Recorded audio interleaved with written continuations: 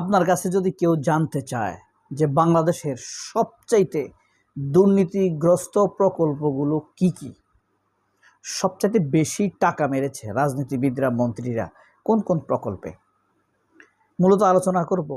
আজ রূপপুর পারমাণবিক বিদ্যুৎ কেন্দ্রের উদ্বোধন হয়েছে। রাশিয়ার প্রযুক্তিগত সহযোগিতা এবং ভারতের লোকবল সাপোর্টে এই বিদ্যুৎ কেন্দ্রটি আমাদেরকে 300 মেগাওয়াট বিদ্যুৎ যোগ করবে জাতীয় গ্রিডে। তবে এই প্রকল্পটি যে চরম দুর্নীতিগ্রস্ত আপনারা সবাই জানেন। বাংলাদেশের সবচাইতে বেশি দুর্নীতিগ্রস্ত 5টি প্রকল্পের কথা বলবো। তবে রূপপুর প্রকল্পের কারণে আমাদের যে যা সমস্যা হয়েছে, ব্যয় বৃদ্ধি, দুর্নীতির মারাত্মক অভিযোগ রয়েছে, নির্দিষ্ট করে আমরা আলোচনা করব। বিদেশি ঋণ নির্ভর এই প্রকল্প।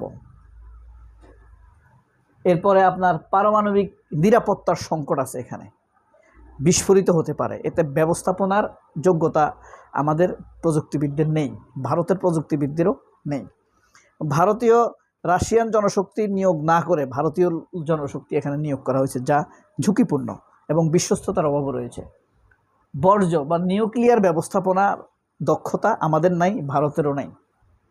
ভারত নিজেই স্থাপন করে মালয়েশিয়ার টেকনোলজি রাশিয়ান টেকনোলজিতে। পরিবেশজনক উদ্বেগ, মারাত্মক উদ্বেগ হতে পারে, বিকলাঙ্গ মানুষও জন্ম নিতে পারে।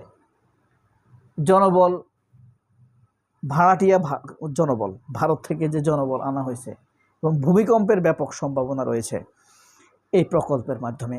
চ্যাট জিপিটির কাছে জানতে চেয়েছিলাম বাংলাদেশের সবচাইতে দুর্নীতিগ্রস্ত প্রকল্পগুলো কি। আচ্ছা, রূপপুরের টাকা আলাপ করি না। রূপপুর প্রকল্পে কি কি দুর্নীতি হয়েছে দেখেন। $1.5 বিলিয়ন দুর্নীতির অভিযোগ রয়েছে এখানে, এটা প্রমাণিত। এটার জন্যই টিউলিপ রাশিয়া গেছে শেখ হাসিনার সাথে। এটা প্রমাণিত হওয়ার কারণে টিউলিপের চাকরি চলে গিয়েছে, মন্ত্রিত্ব চলে গিয়েছে ব্রিটেনের, বেকার হয়ে গেছে। বুঝতে পারছেন? এটা কিন্তু প্রমাণিত সত্য। অন্তর্বর্তীকালীন সরকার বিভিন্ন আন্তর্জাতিক সংবাদ মাধ্যমের সূত্র অনুযায়ী এই প্রকল্পের মোট বাজেট $12.65 বিলিয়ন থেকে প্রধানমন্ত্রী তার পরিবারের সদস্যরা $5 বিলিয়ন বাংলাদেশি মুদ্রা 60,000 কোটি টাকা আত্মসাৎ করেছেন। বিদেশি পত্রিকার সংবাদ যাচাই বাছাই গবেষণার ভিত্তিতে কিন্তু এই ফলাফল পাওয়া গিয়েছে, 60,000 কোটি টাকা। বুঝতে পারছেন? রাশিয়ার ঠিকাদারি প্রতিষ্ঠান রোসাটমের মাধ্যমে এই অর্থ লেনদেনের অভিযোগ রয়েছে। টিউলিপ এই অর্থ লেনদেনের মধ্যস্থকারী হিসেবে কাজ করেছেন। আবাসন খাতের দুর্নীতি, বালিশ কাণ্ডে একটি বালিশের খরচ হয়েছে 6,717 টাকা, একটা বালিশের দাম। বুঝতে পারছেন? এছাড়া প্রতিটি বৈদ্যুতিক কেটলি দাম 5,000 টাকা এবং একটি পর্দা 37,000 টাকা দাম ধরা হয়েছে।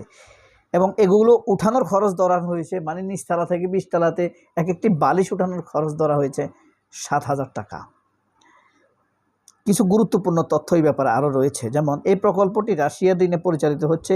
ঋণের সুদাসল মিলিয়ে বাংলাদেশের উপর বিশাল ঋণের বোঝা তৈরি হয়েছে। সরকার বর্তমানে পুরো প্রকল্পের আর্থিক লেনদেন এবং ব্যয়ের হিসাব নিকাশ পুনর্মূল্যায়নের জন্য একটি উচ্চ পর্যায়ের কমিটি গঠন করেছে। আপনি কি এই প্রকল্পের ঋণের পরিমাণ জানতে আগ্রহী কিনা? না, আমরা এটা জানতে আগ্রহী না। $16 বিলিয়ন দিয়েছে, আমরা এটা জানি। এরপরে দেখেন, বাংলাদেশের 1 নাম্বার এই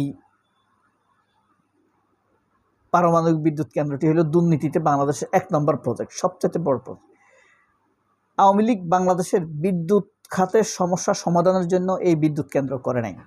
এই বিদ্যুৎ কেন্দ্র করেছে, তাদের প্রথম প্রশ্ন ছিল কি প্রকল্প নিলে সবচেয়ে বেশি টাকা মারা যাবে। তখন দেখেছে যে বিদ্যুৎ প্রকল্প নিলে বেশি টাকা মারা যাবে, এই কারণে বিদ্যুৎ প্রকল্প হাতে নিছে। এই রূপপুর বিদ্যুৎ প্রকল্পই বাংলাদেশের সবচেয়ে বড় দুর্নীতিগ্রস্ত প্রজেক্ট, পৃথিবীর ইতিহাসে অন্যতম। $5 বিলিয়ন। বুঝতে পারছেন? এরপর হইল কে? পদ্মা বহুমুখী সেতু। 2026 সালে এপ্রিল মাসে জাতীয় সংসদে জানানো হয়েছে পদ্মা বহুমুখী সেতুর দুর্নীতির বিষয়ে দুদক তদন্ত করছে। এবং এর প্রাথমিক ব্যয় ছিল 10,000 কোটি টাকা, কিন্তু পরবর্তীতে ব্যয় হয়েছে 32,000 কোটি টাকা, অর্থাৎ 22,000 কোটি টাকা দুর্নীতি হয়েছে। সড়ক জনপদ অধিদপ্তরের একটি দুর্নীতি। টিআইবির প্রতিবেদন অনুযায়ী 15 বছরের মহাসড়ক নির্মাণ খাতে দুর্নীতির কারণে দেশে 29,230 থেকে 50,000 কোটি টাকা দুর্নীতি হয়েছে। এখান থেকে 40% আত্মসাৎ করেছে প্রধানমন্ত্রীর পরিবার। কর্ণফুলী টানেল 67% দুর্নীতি করেছে মোট ব্যয়ের। এবং ইভিএম প্রকল্প ভোটের, এই ছিল মহাচুরি মহাদুর্নীতিগ্রস্ত প্রকল্প বাংলাদেশের। মেঘা প্রকল্প, পদ্মা বহুমুখী পদ্মার রেল সংযোগ প্রকল্প, রূপপুর পারমাণবিক পর্যন্ত ইভিএম প্রকল্প, পূর্বাচল শহর প্রকল্প, Karnaphuli tunnel, Bangabandhu tunnel, Dhaka metro rail line 6, Hazrat Shahjalal আন্তর্জাতিক বিমানবন্দরের 3rd টার্মিনাল, বিআরটি লাইন 3 প্রকল্প। সেবা খাত টিএবি তথ্য অনুযায়ী পাসপোর্ট, বিআরটিএ, আইনশৃঙ্খলা রক্ষাকারী সংস্থা, বিচারিক ব্যবস্থা, ভূমি সেবা। অন্যান্য প্রকল্পের মধ্যে রয়েছে সড়ক জনপদ, জলবায়ু তহবিল, হাইটেক পার্ক। এগুলোর মধ্যে চরম দুর্নীতি হয়েছে। এরপরে আপনার এই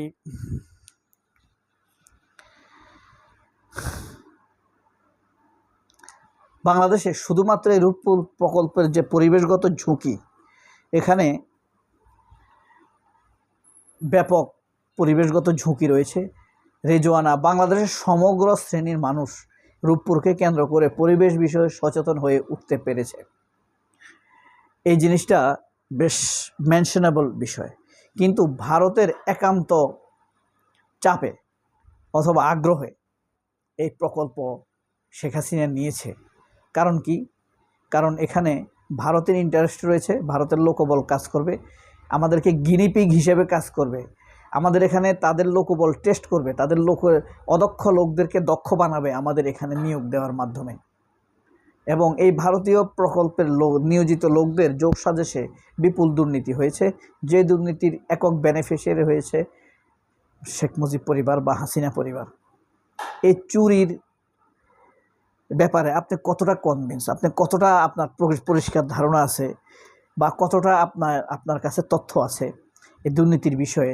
আরও বেশি তথ্য থাকলে কমেন্ট বক্সে শেয়ার করবেন। সবাই অনেক ভালো থাকবেন। আল্লাহ হাফেজ। ও আরেকটা জিনিস, এই প্রকল্প করতে গিয়ে আমরা যে পরিমাণ ঋণ নিয়েছি রাশিয়ার কাছ থেকে, পুরো ঋণটা কিন্তু রাশিয়া দিয়েছে। এটার ব্যয় বিশাল অংশ। এই ব্যয় মেটাতে 300 মেগাওয়াট বিদ্যুৎ যোগ হবে এখানে, কিন্তু এটার ব্যয় মেটাতে আমাদের হিমশিম খেতে হবে। পদ্মা সেতু, মেট্রো রেল, 3টি প্রকল্পই আমাদের গলার কাঁটা হয়ে থাকবে। সবাই অনেক ভালো থাকবেন। আল্লাহ হাফেজ। আসসালামু আলাইকুম।